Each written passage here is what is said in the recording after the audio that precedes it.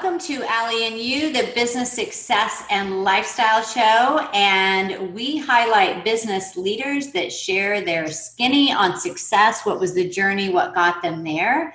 To inspire you to do the same.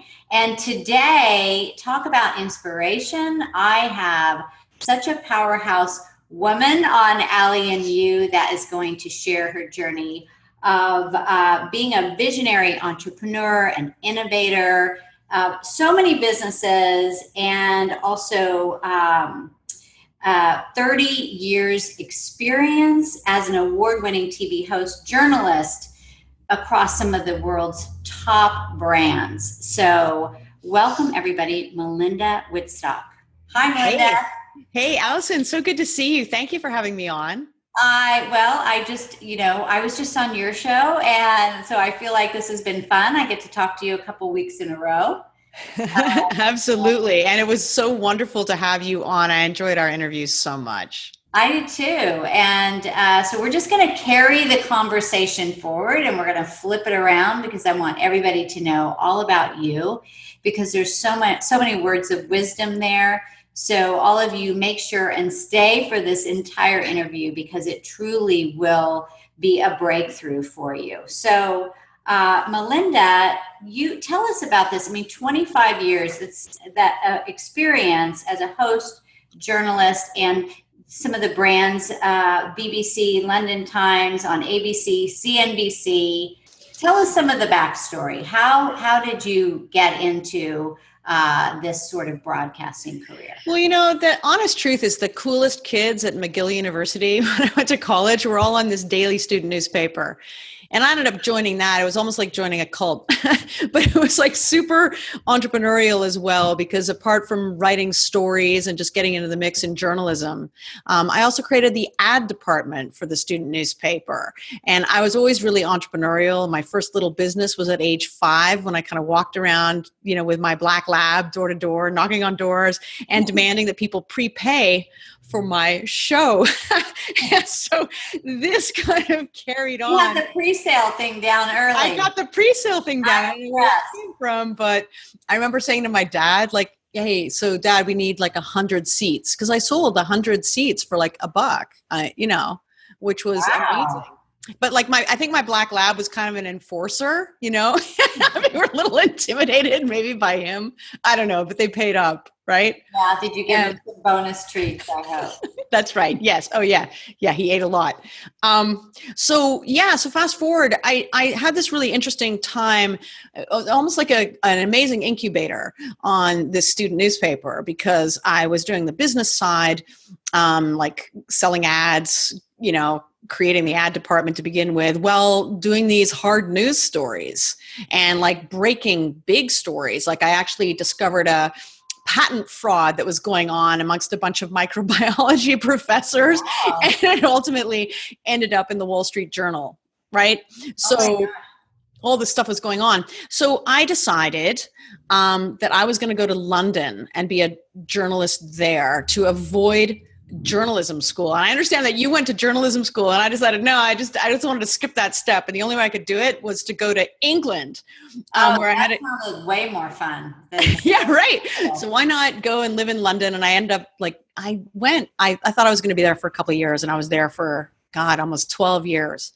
And I got a job within about a year and a half on the Times of London. I was 22 years old, and I was writing about business. I was writing about mergers and acquisitions at a really interesting time. I started to write about the media and intellectual property and all of these things that have really informed my entrepreneurship. I was writing about it, and I was meeting all these amazing business leaders, and I actually got to interview Steve Jobs, which was amazing. Wow. He was at Next at the time, and learned so much from all of these people. And then became the media correspondent of a Rupert Murdoch newspaper. And my job was to be really independent, which is tough when you're writing about the proprietor's business interests. And it was at a really interesting time with the advent, cable TV was really getting going, satellite TV. The UK was way behind the United States and all of that.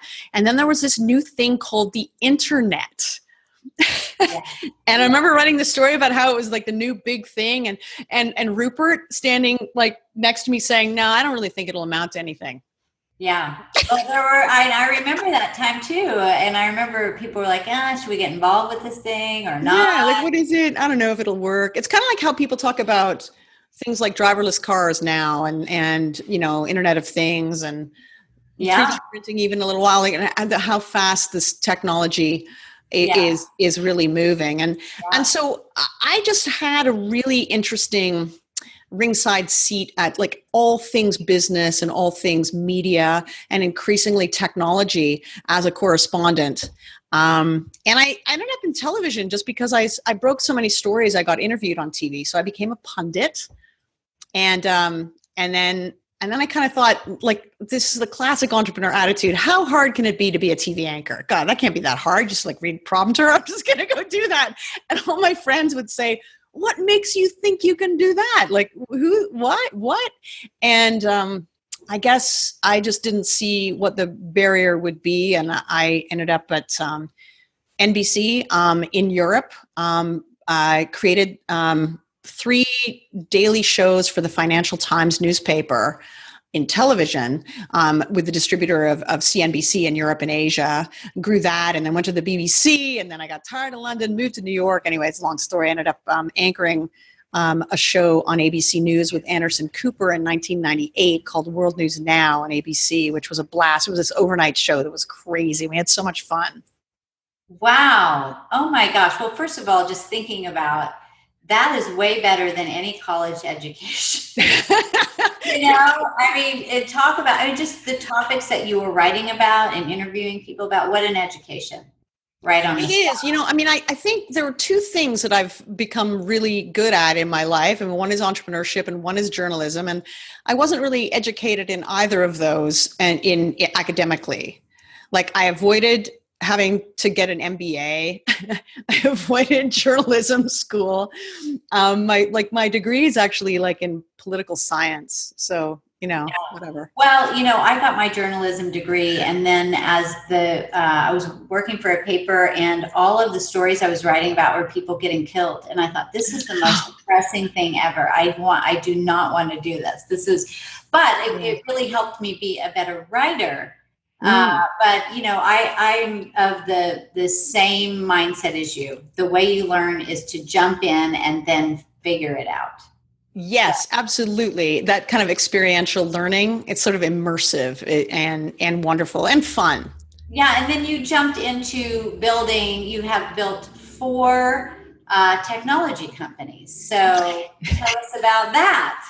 Well, the first one, after I think it was the Monica Lewinsky thing that finally ended it for me in journalism. I thought, if I have to report on this story one more time, like I can't handle it. And just like, I can't handle this. This is just so, it was like soul destroying. So I had this idea. First of all, I went back, informed, I guess, by the politics degree, to start a news agency on Capitol Hill called Capital News Connection. And I had this thesis that nobody was really voting or really participating in our democracy because the news coverage wasn't relevant to them. Like, it just didn't make it was like reported like a boxing match. So you might as well watch the real thing, like watch the boxing match. Yeah. And so I settled on this idea that all politics is local. And what that actually meant was a really innovative business model to personalize, actually starting out with localized content, but ultimately personalize it at scale. And this idea has informed all my businesses, this idea that content is conversation and is connection. Mm-hmm. And whether it's in a legacy model, we started out with public radio stations as our clients, and then moved into television, and then moved from there into like being the correspondent for print newspapers who couldn't afford to have their own correspondent on the Hill anymore, all doing really relevant local for a fraction of what it would cost to have your own correspondent on the Hill. And along this time, I got really fascinated by this news service in South Korea, of all places. It was called Oh My News. And Oh My News was one of the first crowdsourcing platforms where ordinary citizens were contributing to the news in massive numbers, and this was all being curated technologically. And I thought, my God, why does this not exist here? And so I became captivated with ideas of crowdsourcing and what would ultimately become social networking. Facebook, Twitter, Instagram, none of these things existed yet. And so around that time, we started building some of these really interactive. They were widgets, I guess, back in the day, right? They were, because there wasn't even an iPhone yet. I'm just thinking about how far. Anyway, so it was pretty ahead of the game, and created an app called Ask Your Lawmaker that anybody could ask any question of their correspondent, of their lawmaker on Capitol Hill, and our correspondents would go. I love that. Questions answered. So it was kind of like this, Allison. It was like, hey, Speaker, this question comes from 938 people in 28 states. And then you'd be like holding a microphone to them. And it's like, I don't think you answered Betty's question. Yeah. You were really polling people and getting, I love that. I could see that was the precursor to crowdsourcing. Yeah, absolutely. And what was really interesting is we found, just from a business model perspective, that the stories that came from questions that came from real citizens, those questions were more authentic. And they resulted in better stories. They got the politicians off their scripts. And those stories were more sellable. I mean, we could sell them for more money. And so that was like, okay, this is it. This is like the future of news. And so from Capital News Connection, which was that company, and we won all kinds of Emmys and Murrows and like crazy, grew that to, God, we had 300 stations at one point. A really massive thing. And went from there to going all in on technology by actually creating what was the first iPhone news collaboration app. It was called News It, 2010, way ahead of its time. And here's what it was doing. It was crowdsourcing original content. The algorithms in behind it were ranking that content for reliability and relevance. Like, I mean, we were getting to the point where we could discern fake news. But here's the problem about innovation. If you're too far ahead, then there's a big cost to that, which I wear personally. Which is, if you solve a problem before anyone else is even aware of the problem, right, that does not make a good business. That's where timing is everything, like, definitely is relevant. So, I get it. Ouch. I get it. I was a homeopathic physician for almost 20 years, and I do believe homeopathy was before its time. Yes. 200 years ago, even 100 years before traditional medicine, or allopathic medicine came on the scene. And I really do think it struggled so much because it came on so early. So I get it. Timing is everything. And the tricky thing for an entrepreneur is it's really difficult when you're in it. Yeah. It's really difficult to know. So fast forward all these years, 2018, and I got a call from a VC in Silicon Valley the other day saying, hey, are you still doing News It? Because I'm like, oh man, where were you? Yeah, I think it's time to bring that baby back. Yeah, like I have time. But anyway, it's interesting because when you look back at all these things in your life, and I'm old enough, right, to see these patterns emerging where things that didn't necessarily seem to connect at the time, all seem to be converging right now. So everything from Capital News Connection, everything from News It, also the social analytics business that I built for social media conversations, all of that is kind of, it's converging. Yeah, very and cool. It makes me think that all of our lives really as entrepreneurs is just like a laboratory. Yeah. Oh, it is. But then, as you look back and all of the pieces connect. So it's awesome. And then you have this big mission. So we're going to talk about your podcast. We're going to kind of dive into that deeper, but I want to talk about your mission because it's a big mission, but I also think that it's when we can have a mission attached to what we're doing in the entrepreneurial space, it completely changes the game. And yours is a big one, which you said you want to invest $10 million in 100 female-founded companies in the next 10 years. Have women supporting each other, which is so powerful. So tell us about that. Yeah. So I guess like all big ideas or any kind of entrepreneurial idea, they sometimes come from a challenge or a lack or some sort of gap. And as a technology entrepreneur, I struggled and gosh, it was soul destroying at times to raise capital. Very, very difficult. Women right now, and these are women that run companies that actually qualify for venture capital, still get between 2 to 3% of the available funds. Yeah. And I've seen so many women in tech really suffer that, right?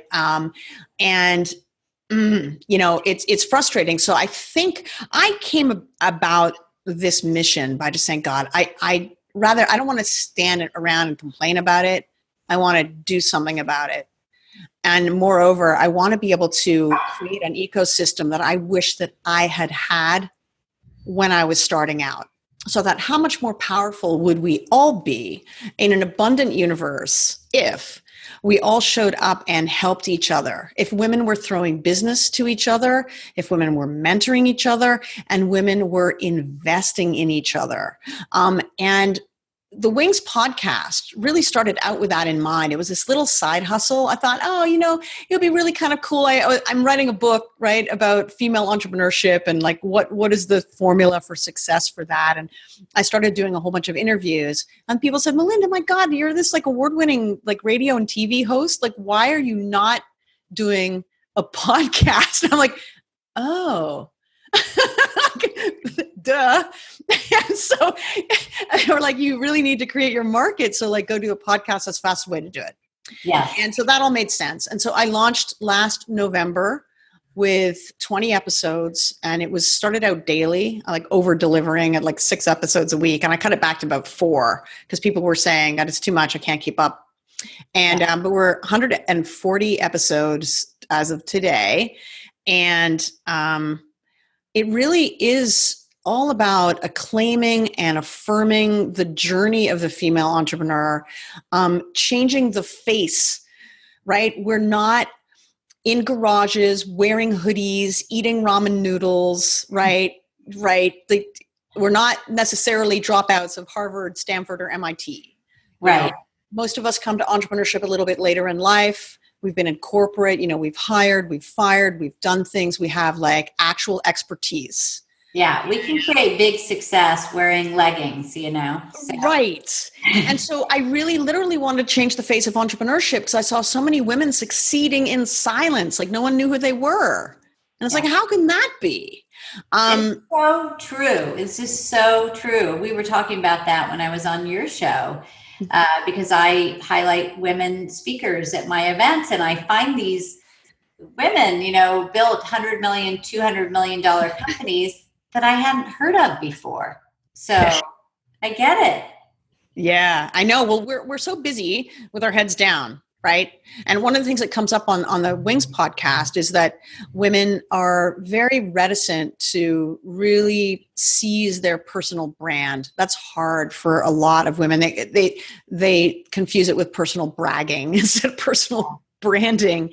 And so there are just all these patterns that I've seen emerge. And as that's happened, it led me to think, well, what could I really do to change the game? And I'm a big believer in putting big intentions out into the universe. And somehow, if you're in alignment with them, things start to align and set up in such a way that you will be able to do all the things. So I set an intention of I want to invest $10 million over 10 years.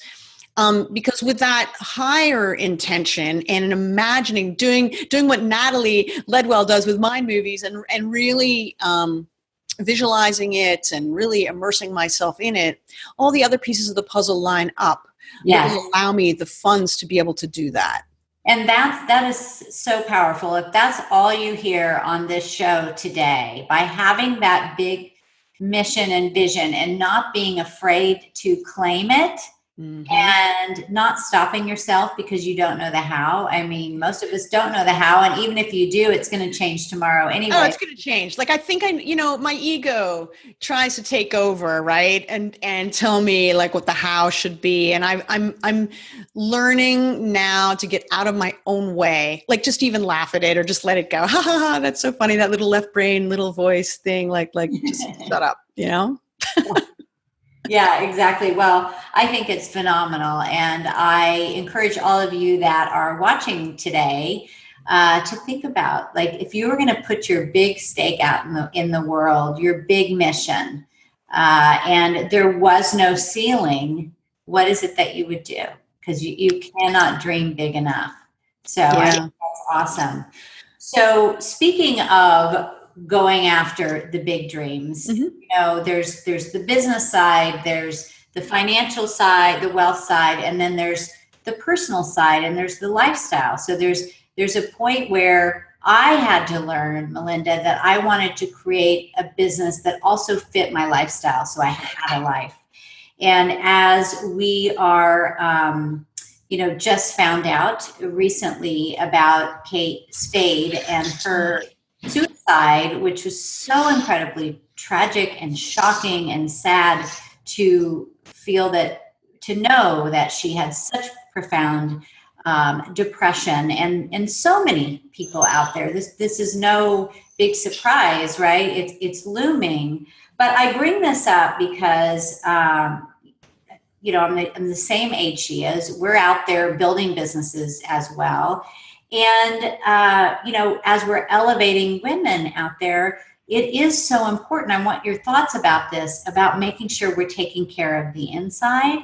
And it's not just about the end goal of growing a business to X number of dollars, but also the part of our personal happiness. What are your thoughts with that? Oh my goodness. I couldn't agree with you more. I was so sad and so shocked to see this news, because I think when we look at other people as outsiders and their lives look so perfect, it's so hard to understand that gap. And I think there's a lot of up to that. You know what I mean? It was probably hard pressure for her living up to that.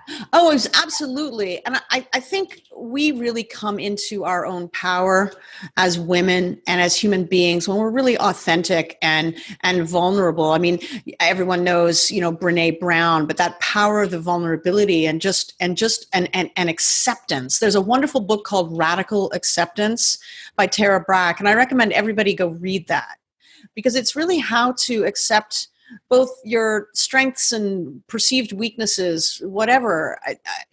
There was this day, I remember when I was really down at one point where just the business wasn't going well, or I was just kind of out of alignment. And one day my daughter just wrote a note to me and she just said, "You are enough."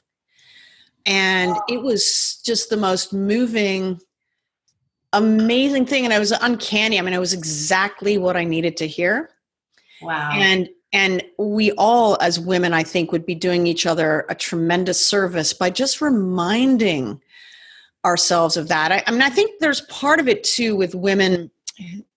If we get into kind of scarcity thinking, where women tend to compete, this idea, like if you came up in the kind of 80s and not when there weren't very many women, there wasn't enough oxygen at the top. And we were all trained, I think our generation in particular was trained that like only a couple can succeed. So you have to be perfect and you have to do it all. And you're like all this kind of stuff. And it's not true. We live in an abundant universe, and that kind of scarcity of competing. So it really can lead to a depression, because we're comparing ourselves to other people, and we should not be doing that. Like what's right for you isn't for me. It doesn't make one better than another. They're just different.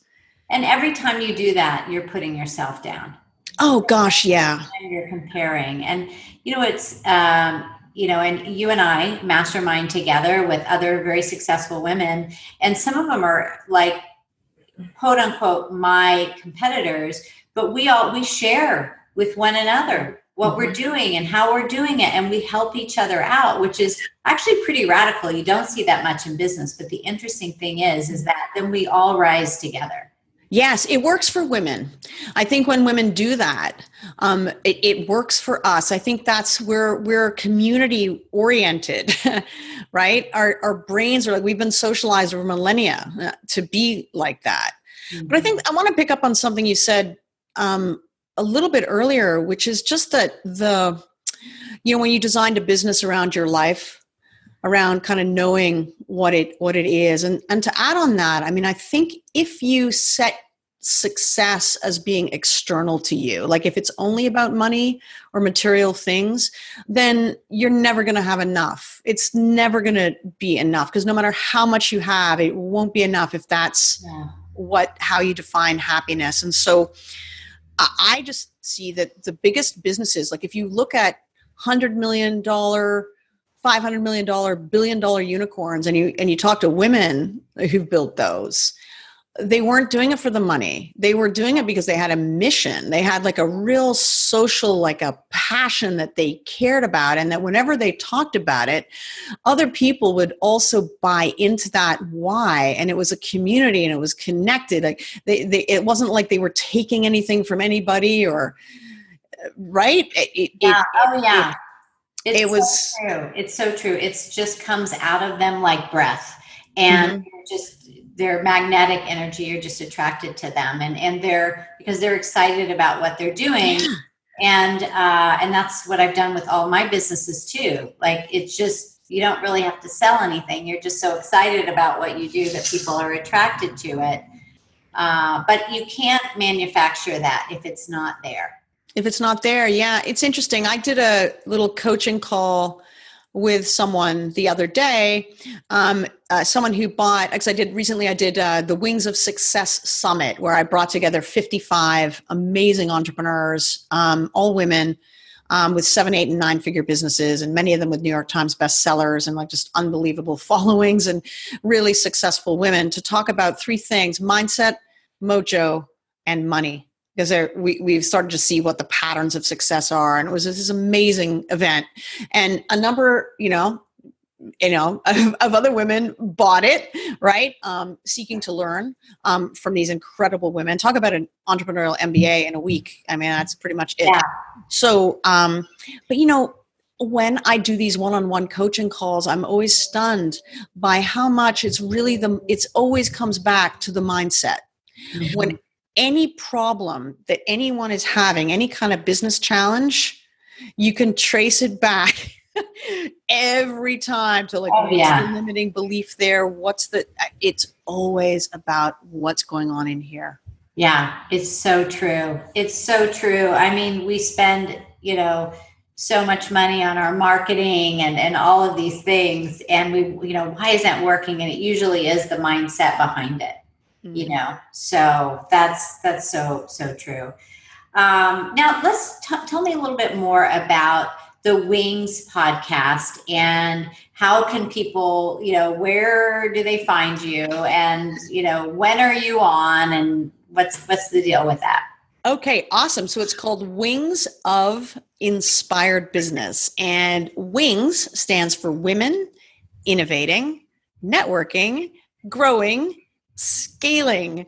And I know you love the S word, right? The scaling word, because that's where so many women fall down, and very few make it to $1 million. Mm-hmm. So many get stuck on the startup sticky floor, can't hire fast enough, or are in isolation or whatever. And so really helping women to get beyond that is a passion that I share with you, in terms of all of that, like how we get out of our own way and figure out how to scale. So anyway, the podcast is 4 days a week. We're Tuesday, Wednesday, Thursday, and Friday. On Friday, we have a little mini-sode. It's only about 5-7 minutes long. It's really popular. People come on and talk about what's inspiring them, what they're challenging them, and like 3 bits of really, really great, practical, implementable advice. And then the other 3 episodes get really into the mix, kind of like what we're doing here right now, where it's like really getting to know the woman, like her journey, what she learned along the way, as well as advice across this mindset, mojo, money theme. And we're everywhere. We're on iTunes, Stitcher, Google Play, Spotify, all of that. And you can also go to wingspodcast.com and get it that way too. Very cool. Well, I loved being on your show. And Like who have been 140 interviews? Like Yes. who have been some of your Oh man. Okay, so I've got so many. But I'll try and keep it to my like all time faves. So Ping Fu. I don't know if you've ever heard of Ping. I Um, have. she's Yeah. amazing. She invented 3D printing. Yeah. And before that, I mean, she invented Netscape. I mean, she actually hired Mark Andreessen from Andreessen Horowitz. It's on her development team at Netscape. So she arrived in the country at age 18 with $88 in her bank account and not a word of English. And she had been raped in a Chinese prison at like a young age. I mean, oh my goodness, unbelievable. Wow. And she gives one of the most inspiring interviews that I've ever heard. I feel so privileged to have had her. Wow. I've got to go back and listen to that. She is amazing. And then a lot of people that we know. So JJ Virgin was on, and I think it was her story. A lot of people know her story about her son and how she came through that and built this business and got the best-selling book at her son's, the side of his bed as he was near death. Right. Yeah. And but this theme about overcoming adversity is a continuing theme on the podcast, where so many women who are successful have been through, including me, these heart-wrenching things, and we all have them. Mm-hmm. And it's how we react in those moments. Yeah. And so it was just so inspiring and practical at the same time as being inspiring. And I remember a particular quote of hers, which was just that if she feels too comfortable, she's not innovating enough. Yeah. That's JJ. I think. Right. Well, the breakthrough needs to happen when you're on the edge, Yes. It really does, when you can push yourself to that edge. Exactly. Okay, so here's another one. I'll give you one more. There's so many in the 140, but I couldn't not talk about the vagipreneur. Oh my God. Yes. Okay. So, I'm sure that was a really interesting episode. It was. So Rachel Braun Scherl invented the Zestra arousal oils or essential oils. It was she built the company Sempre, and she sold that for like a 9-figure exit. She raised all the money on Sand Hill Road. Can you imagine her on Sand Hill Road in Silicon Valley, like getting these VCs, all these dudes to invest? So she tells a great story about how she got the money. And, yeah. And it was pretty amazing. But what she does now is she helps women in the femtech space, which is a really fast growing space around women's health and technology applied life sciences companies, but specifically to women. And she's doing these amazing things. And so there's so many more besides. Yeah. Wow. Well, everybody, you definitely want to check this out. I'm going to go back and listen to those interviews myself. That sounds awesome. So, as we wrap it up here, what would you say, Melinda? I mean, and there's so much more adventure out there for you. Like, this is just the beginning. But for those women and men that are watching this show today, and they're out there and they're working on scaling their business and reaching their big mission, what is some advice that you have for them? Oh my goodness. The most important advice is get the right people around you. And there's a number of different ways to do this, right? I mean, if you have toxic people in your life, I mean, they could be family, they could be friends. You got to get them. I mean, they could be well-meaning, but if they're saying things to you like, oh, are you sure? Isn't that a bit too hard? Or anything that's getting you off your game, you got to really be mindful of that, because that can really pull you down. But also just get the right type of mentors. And there's different type of mentors for different things. I mean, you've got strategic mentors, for your business. You've got operational mentors, like friend mentors. You got like a whole bunch of different types. Get courses and masterminds, do all that, invest in yourself. So that's so important. I would say too that women in particular are too slow to hire, like, even if the first person you hire is someone who takes all your domestic stuff off you. Mm-hmm. I always think, what's the value, say, or what's your hourly rate if you are creating new IP or closing a strategic partnership that will add a whole new channel onto your business or whatever? What is it? Is it $1,000 an hour, $10,000 an hour? What is it? Or you could be doing your QuickBooks, right? Yeah. Where you could vacuuming, right? Right. And so like, actually, I'm just going to say it really blunt out. You're stealing from your company if you're doing that, right? Because you should be paying someone only like $30 an hour, even $20 an hour for that kind of thing. So get help for those things. Double down on the things that only you can do and hire the rest. Figure out a way. One of the things about an entrepreneur that is a real predictor of success.